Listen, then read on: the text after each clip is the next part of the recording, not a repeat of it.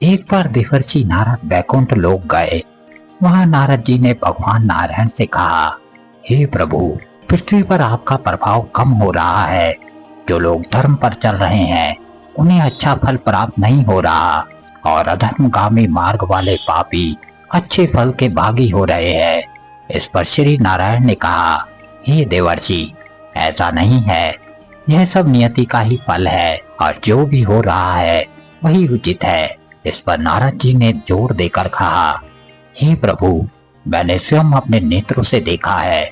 धर्म मार्ग को ग्रहण करने वाले सदाचारी को दुखद फल मिल रहा है और वो कष्ट को प्राप्त हो रहे हैं, जबकि अधर्मी पाप कर्म करके भी सुख का उपभोग कर रहे हैं। इस पर प्रभु ने जिज्ञासा की, किसी एक ऐसी घटना का उल्लेख करे जो तुम्हारी इस बात को सत्यापित करे।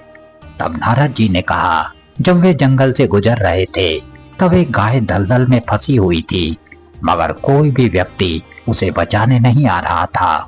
वहां से गुजरते एक चोर ने भी ऐसा ही किया। वो गाय को लांघ कर आगे निकल गया। चोर कुछ आगे ही गया था कि उसे सोने की मोहरों से भरी एक थैली मिल गई। फिर कुछ ही देर बाद एक बूढ़ा साधु वहां से गुजरा। उसने उस गाय को बचाने की बहुत कोशिश की। पूरी शक्ति लगाकर उसने गाय को किसी तरह बचा लिया, मगर इसके बाद जब वो वृद्ध साधु आगे गया तो मार्ग में गहरे गड्ढे को देख नहीं पाया और उसी में गिर गया। तब देवर्षि ने कहा, हे प्रभु, अब आप ही बताइए कि ये कैसा न्याय है। भगवान नारायण ने मुस्कुराकर कहा, जो चोर गाय को लांघ कर भाग गया था उसकी किस्मत में असंख्य खजाना लिखा था, मगर इसी पाप की वजह से उसे पोटली मात्र मोहरे मिली। परंतु साधु के भाग्य में तो मृत्यु लिखी थी, परंतु गाय को बचाने से वो मृत्यु एक छोटी सी चोट में परिवर्तित हो गई और वो मृत्यु से बच गए। इसीलिए हे मानव, मनुष्य मात्र का भाग्य उसके कर्मों से ही निर्धारित होता है।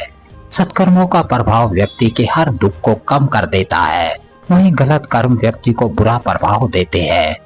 इस तरह भगवान नारायण ने इस बात से नारद जी को मानव जाति के उद्धार का मार्ग का ज्ञान करवाया।